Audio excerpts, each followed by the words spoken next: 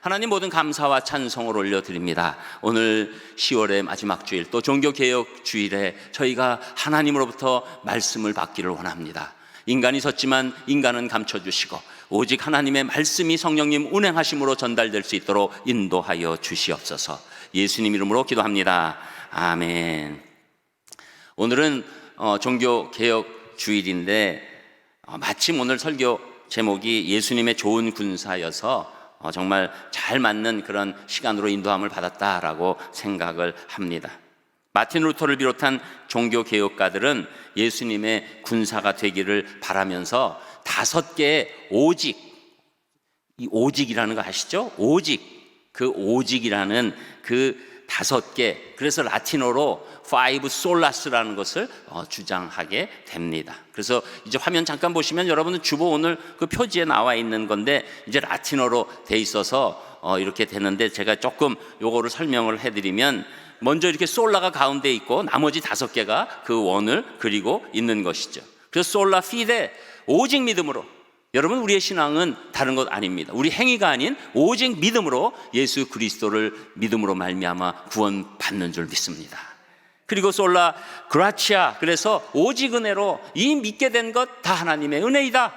다른 것 없다. 다른 요소가 없다. 내 공로 없다. 오직 하나님의 은혜이다 라고 이제 우리가 말씀하는 것이고, 또 솔라 스크립추라라고 해서 오직 성경으로 이 모든 은혜와 믿음의 근본은 다 성경에서 나오는 것이다, 말씀에서부터 오는 것이다 라고 생각한 것이죠.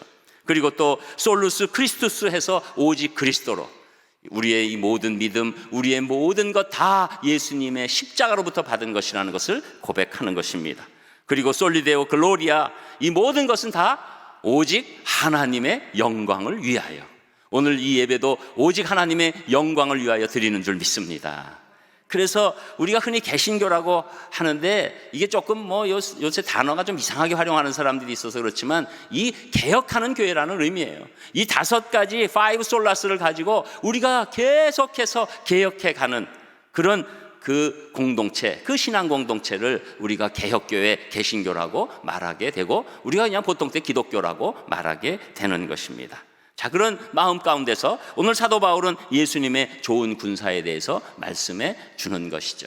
지난 시간에는 이제 우리가 이미 이 디모데 후서를 보면서 디모데가 젊은 나이에 에베소 교회 담임 목사가 됨으로 말미암아 이제 두려운 마음이 있었기 때문에 이제 두려움을 이기려면이라는 제목으로 지난번 나눴고, 이제 두려움을 이기는 정도가 아니라 예수님의 좋은 군사가 돼야 된다고 권면하면서 오늘 말씀을 해 주는 것이죠. 그래서 예수님의 좋은 군사란 어떤 성도를 말하는지 오늘 3가지로 말씀을 나누겠습니다. 첫 번째로 예수님의 좋은 군사는 은혜 가운데 강하고 제자까지 키워내는 성도라고 말씀하고 있는데 그 말씀이 1절, 2절에 나옵니다. 여러분 읽으셨지만 1절, 2절 또 한 목소리로 같이 읽겠습니다. 1절 시작. 내 아들아, 그러므로 너는 그리스도 예수 안에 있는 은혜 가운데서 강하고 또 네가 많은 증인 앞에서 내게 들은 바를 충성된 사람들에게 부탁하라. 그들이 또 다른 사람들을 가르칠 수 있으리라. 아멘. 먼저 사도 바울은 이 디모데의 그 모습 가운데 그 어려운 부분이 있는 것을 압니다. 그래서 내 아들아 라고 그 사랑하는 그 마음으로 부르고 있으면서 이 디모데가 온화하고 진실하고 충성된 장점이 있는가 하면 반면에 내면이 연약하고 소심하고 두려움이 많았기 때문에 이제 오늘은 그 힘을 내게 하는 그런 말씀을 주는 것이죠. 그래서 강하라 이렇게 말씀합니다. 사실 또 디모데 입장을 생각하면 이해할 만한 것이죠. 자기는 아직 경험이 미천합니다. 그리고 안팎으로 도전이 있습니다. 안으로는 영지주의자들과 유대교 율법주의자들과 싸워야 했고, 밖으로는 그 에베소 그 아주 잘 갖춰지고 모든 것이 그 로마의 아주 큰 도시로서의 그 모든 모습 가운데 오히려 음란하고 죄악된 우상문화와 힘겨운 영적 전쟁을 벌여야 했던 것이죠. 이런 가운데 마음 깊이 의지하는 영적 아버지인 사도 바울마저 네로의 박해 때문에 이 감옥에 다시 투옥되고 또 언제 순교를 맞이할지 모르는 그런 긴급하고 급박한 상황에 오게 된 것이죠. 그러니 그동안에 사도 바울을 따랐던 성도들도 그 마음이 약해져서 이렇게 나가고 흩어진 사람들이 생기게 된 것입니다. 그러니 이 연약한 디모데가 당연히 마음이 위축되게 됐죠. 그러니까 사도 바울은 디모데가 강해져야 되겠다. 그런데 강해지는데 우리 힘으로 강해지나요? 절대 그럴 수 없죠. 그래서 예수 안에 있는 은혜 가운데서 강하고, 이렇게 먼저 말씀하는 겁니다.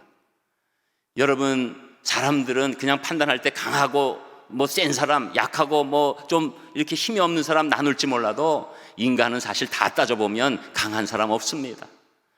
지금 강한 척 하는 거예요. 또 지금 권력과 명예와 부가 받쳐주니까 강한 척 해도 되는 거예요. 상황이 어려워지고 점점 심각한 일이 오면 어느 누구도 강한 사람 없습니다. 우리 인간이 강할 수 있는 유일한 길은 예수 그리스도 안에 있어야 강해질 줄 믿습니다. 예수님의 힘이 안 오면, 하나님의 힘이 안 오면 인간은 약할 수밖에 없는 존재죠. 그러나 예수님의 힘이 오면 은혜로 어느 존재보다도 강한, 놀랍게 하나님이 사용하시는 존재로 바뀌게 되는 것입니다. 그래서 이 디모데에게 예수 안에 있는 은혜 가운데 강하라. 그러니까 예수님의 은혜가 늘 충만해야 되죠. 그 은혜가 은혜될 때 우리 인간이 강해질 수 있다고 말씀하는 것입니다. 그런데 예수님 안의 은혜는 우리 일상에서 오는 은혜가 이렇게 겉으로 보이는 것 같지만 가장 그 중심에 있는 은혜는 예수님의 십자가와 부활의 은혜인 것이죠. 여러분, 십자가는 죽음까지도 이기는 그런 놀라운 은혜의 상징입니다. 그 믿음이 우리에게 오면, 그 십자가가 우리에게 오면 우리가 아무리 약하고 힘들어도 강해지게 될 줄 믿습니다.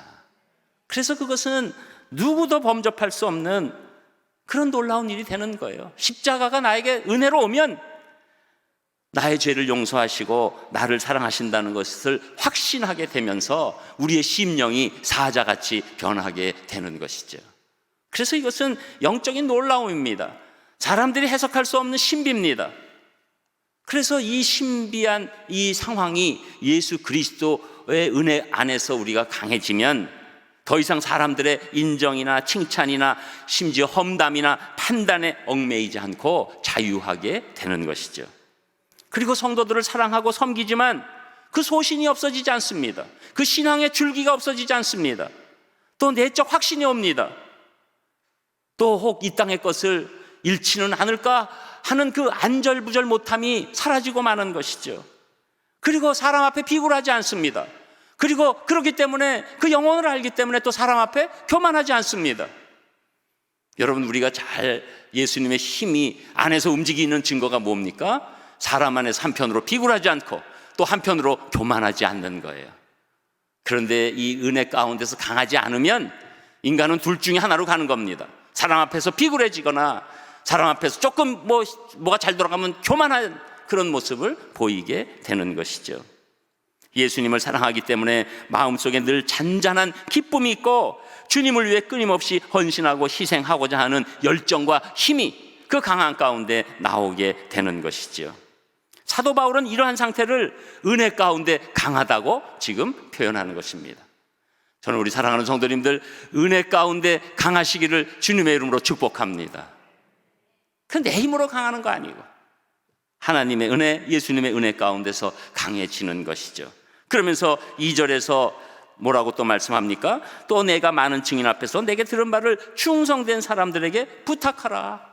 한마디로 하나님 이 복음의 말씀을 충성된 사람들을 세워서 부탁해서 전하게 하라, 그 말씀을 하고 있는 것이죠. 다른 말로 제자 삼아서 하나님의 복음의 말씀이 잘 전달되도록 해라는 사명을 주게 된 겁니다. 그 당시 이 처음에 초대교회 때에는 이 거짓 선생들이 너무 많이 여기저기 나타났어요. 그래서 사람들이 이 말씀이 막 그 미혹된 상황으로 오고 또 이 지금 사도 바울의 어려움이 오니까 이 배교자로 막 바뀌는 사람들도 많이 생겨나게 된 것이죠. 그런데 말씀은 계속해서 확장돼야 되기 때문에 그 복음을 진실하게 받은 자들이 이 복음을 또 전하는 그런 일이 있을 때 놀라운 일이 일어난다는 것을 사도 바울은 알기 때문에 이 제자를 삼아야 되는데, 그 제자들은 어떤 사람들을 삼아야 되는가? 충성된 사람을 삼아야 된다. 누구에게 충성된 사람입니까? 예수 그리스도에게 충성된 사람. 사도 바울에게 충성된 사람이 아니에요. 여러분, 여기에 착각이 있습니다. 교회들이 이제 이런 목회 계승이나 여러 가지 있을 때 사람에게 충성된 사람을 찾으려고 해요. 그거 착각이에요. 여러분, 교회가 계속해서 하나님의 힘을 갖고 흥왕하려면 예수 그리스도께 충성된 자를 찾아야 되는 줄 믿습니다. 그럴 때 하나님이 그 충성된 자를 통해서 교회를 이끌어 가시게 되는 것이죠. 그래서 예수님을 사랑하고 부르심이 분명한 사람을 제자로 세우고 그들을 말씀 교사로 양육할 때 그때 놀라운 일이 일어나게 되는 것이죠. 결국 이 지금 디모데만이 그 예수 그리스도 은혜 안에서 강한 것으로 끝나는 것이 아니라 그런 사람들을 많아지도록 충성된 자들을 제자로 삼아야 된다는 것이죠. 그랬을 때 공동체 전체가 예수님의 놀라운 군대가 돼서 세상을 이기고 복음으로 승리할 수 있게 되는 것입니다. 저는 우리 산상의 성도님들이 오늘도 내 힘을 의지하지 아니하고 하나님의 은혜 안에서 강하고 담대하게 살아가면서 제자까지 키워내는 주님의 좋은 군사 되시기를 주님의 이름으로 축복합니다. 그리고 두 번째로 고난을 훈련으로 생각하고 예수님을 가장 우선순위에 두는 성도가 되라고 말씀하는 그 말씀이 3, 4절에 나오게 되는 것이죠. 우리 3, 4절도 같은 목소리로 같이 읽겠습니다. 3절 시작. 너는 그리스도 예수의 좋은 병사로 나와 함께 고난을 받으라. 병사로 복무하는 자는 자기 생활에 얽매이는 자가 하나도 없나니 이는 병사로 모집한 자를 기쁘게 하려 함이라. 아멘. 이제 예수님의 좋은 병사에 관한 구체적인 단어가 3절에 나옵니다. 그런데 예수님의 좋은 병사로 나와 함께 고난을 받으라 이렇게 말씀하세요. 그러니까 이 좋아할 지금 상황은 아니죠. 고난 받는데 막 할렐루야 고난 막 있는 대로 다 주세요. 그럴 사람이 누가 있겠습니까? 그런데도 불구하고 예수님의 좋은 군사, 좋은 병사로 사는 길은 사도 바울처럼 고난을 받는 것이다 이렇게 말씀하는 거예요. 그런데 여러분, 이 고난에 관한 얘기를 우리가 잘 해석해 봐야 됩니다. 우리는 세상의 죄악과 여러 유혹과 각종 이단 사상과 싸우는 주의 군사들이지요. 어둠의 악한 세력과 싸우는 예수님의 군병들이죠. 그런데 여러분, 군병이라는 특징을 우리가 일반적인 군병, 우리 지금 수고하고 있는 우리 군인 장병들, 군인 형제들을 생각해 보면 느낌이 오는 것이죠. 여러분, 가정에 있을 때 뭐 군복만 입힌다고 군인인가요? 여러분, 가정에 있을 때 그냥 군복 입혀가지고서 했을 때 여러분 말을 들을까요? 그런데 군대에 가서 뭘 받죠? 처음에 훈련을 받죠.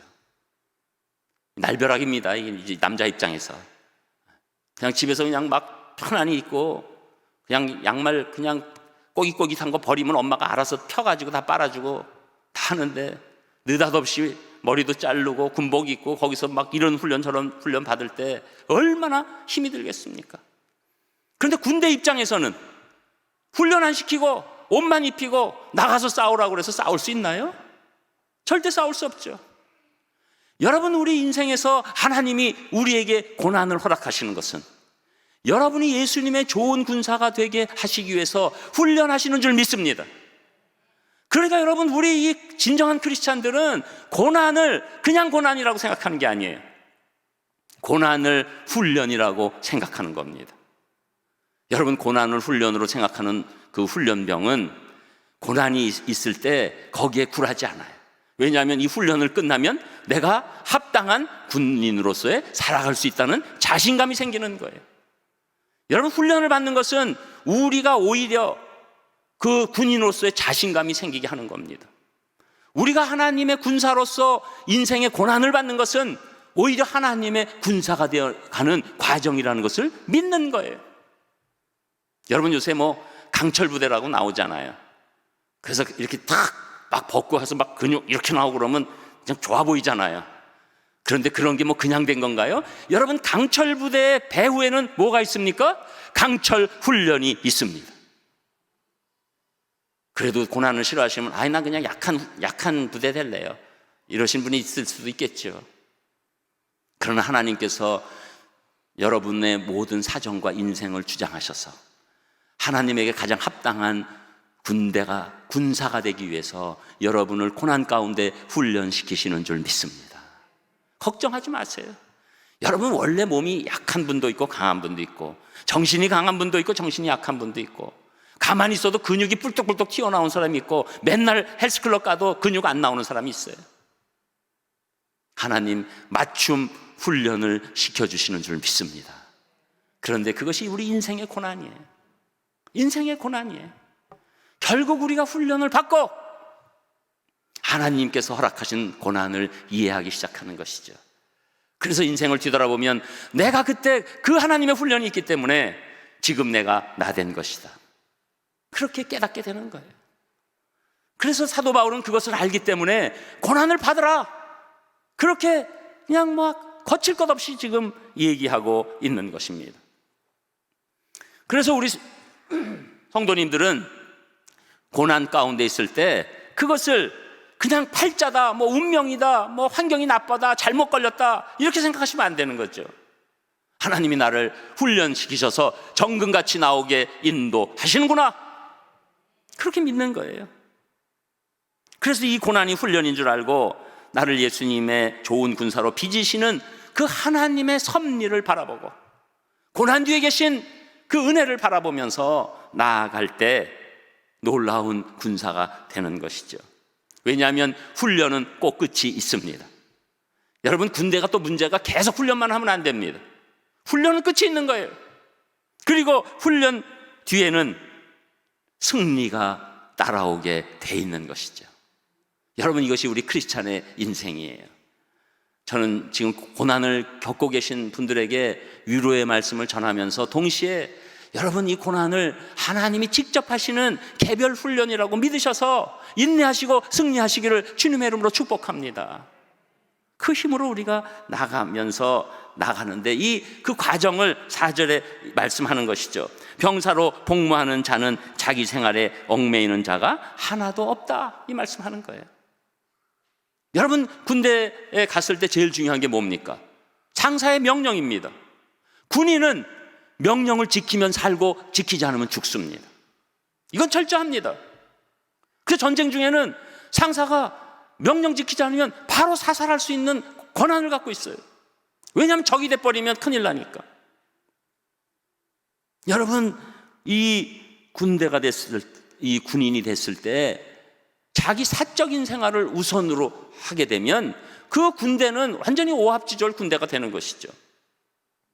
여러분, 지금 요사이 우리 이 군인 청년들을 위해서 사적인 생활에 대한 그 확장성이 많이 있어서 지금 휴대폰들을 사용합니다. 또 여러 가지를 합니다.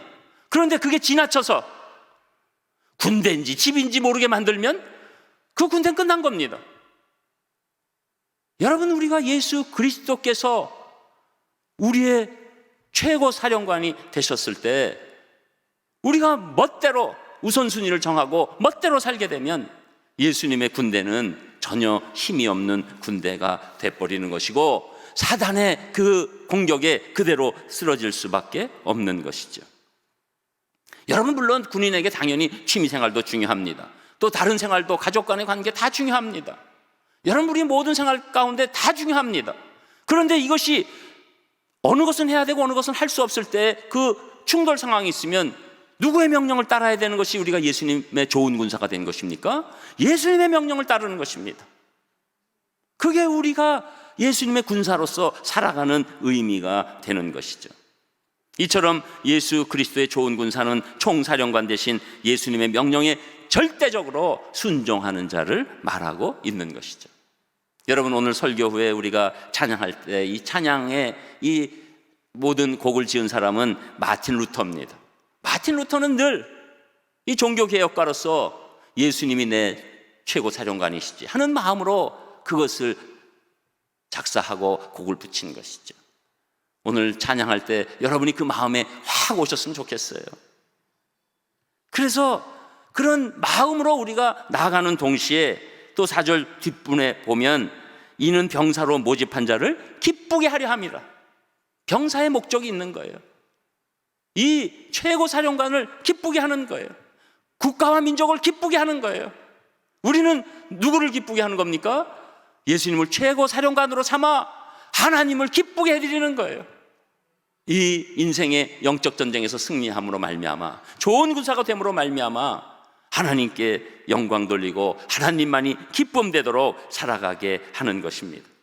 그래서 우리는 인생에서 우리가 예수님의 좋은 군사가 됐다는 것은 나의 기쁨도 중요한 것이지만 누구의 기쁨이 더 큰 것이죠? 하나님의 기쁨이 더 큰 거예요. 하나님의 기쁨이 더 큰 거예요. 여러분, 행복론도 여기서 갈라지는 것입니다. 세상에서는 나만을 기쁘게 하는 게 행복하다고 얘기합니다. 그러나 진정한 크리스찬은 하나님을 기쁘게 했을 때 내가 행복하게 되는 줄 믿습니다. 크리스찬의 행복은 하나님께 영광 돌릴 때 우리에게 기쁨이 오는 거예요. 그것은 날아가는 기쁨이 아니고 흩어지는 행복이 아니라 우리를 영원히 지키는 놀라운 행복이 되는 것입니다. 이것이 우리 크리스찬의 행복론이에요. 저는 여러분이 하나님의 좋은 군사가 되셔서 진정한 행복을 누리시기를 주님의 이름으로 축복합니다. 이 행복을 느끼면 이런 고백을 사도 바울처럼 하는 것이죠. 그 말씀이 로마서 14장 8절에 보면 우리가 살아도 주를 위하여 살고 죽어도 주를 위하여 죽나니 그러므로 사나 죽으나 우리가 주의 것이로다. 이 놀라운 말씀을 고백할 수 있는 수준으로 올라가게 되는 것이죠. 우리가 주님을 기쁘시게 하려고 온갖 고난 속에서도 복음을 전하는 일에 모든 것 바칠 수 있는 이유는 바로 여기에 있는 것입니다. 한마디로 사도 바울 자신도 그렇게 했으니 그의 영적 아들인 디모데도 모든 일에 예수님을 우선순위에 두라고 지금 권면하고 있는 것입니다. 저는 여러분들이 고난을 훈련으로 생각하시고 예수님을 모든 일에 가장 우선순위에 두시는 그런 주님의 좋은 군사가 되시기를 주님의 이름으로 축복합니다. 그리고 끝으로 세 번째로 예수님의 좋은 군사는 말씀대로 행하여 열매를 기대하는 성도라고 말씀하는데 그 말씀이 5절에서 7절까지 나옵니다. 우리 5절에서 7절도 같이 읽습니다. 5절 시작. 경기하는 자가 법대로 경기하지 아니하면 승리자의 관을 얻지 못할 것이며 수고하는 농부가 곡식을 먼저 받는 것이 마땅하니라. 내가 말하는 것을 생각해 보라. 주께서 범사에 내게 총명을 주시리라. 아멘. 경기하는 자가 법대로 경기하지 아니하면, 이것은 경기에는 무조건 법이 있다는 거예요. 룰이 있다는 것이죠. 만일 이 스포츠 경기에서 룰이 없다면 엉망진창이 되겠죠. 축구를 하는데 뭐 파울 다 해서 막 업어치기 매치기 하고 골 다 넣을 수 있으면 막 엉망진창이 되겠죠. 그러니까 모든 경기는 룰이 있고 법이 있다는 것이죠. 그리고 그 법대로 하면서 이겨야 승리가 오는 것이지, 그 법대로 하지 않고 승리해봤자 그 승리는 박탈당하는 승리입니다. 여러분, 우리는 사실 인간으로 태어났다는 것은 인생이란 경기에 들어간 거예요. 오징어 게임에 들어간 게 아닙니다. 인생이란 경기에 들어가 있어요. 그런데 이 경기는 누가 주관하시는 경기일까요? 사단이 주관할까요? 세상이 주관할까요? 하나님이 주관하시는 줄 믿습니다. 하나님이 섭리하시는 줄 믿습니다. 그래서 하나님이 주관하시는 경기가 인생의 경기이기 때문에 누구의 법을 따르는 자가 승리할까요? 하나님의 법, 하나님의 말씀을 따르는 자가 승리하는 줄 믿습니다. 여러분, 그게 우리의 인생의 해석관이에요. 인생의 경기는 하나님의 말씀 따라서 경기할 때 궁극적인 승리가 보장되는 것입니다. 여러분, 우리가 잘 아는 걸로 올림픽에서 금메달 딴 후에 올림픽 규정에 위반돼서 금메달 박탈되는 경우가 있죠. 꽤 오래된 얘기지만 대표적으로 우리가 88 서울 올림픽 당시에 그 올림픽의 하이라이트라고 하는 육상 남자 100m 결승, 그때 제일 유명한 선수가 칼 루이스였어요. 그런데 100m 딱 시작하고 났는데 갑자기 그 캐나다의 벤 존슨이라는 선수가 그냥 칼 루이스를 쫙 추월하면서 9초 79라는 당시 세계 신기록으로 금메달 땄습니다. 그 다들 놀랐죠.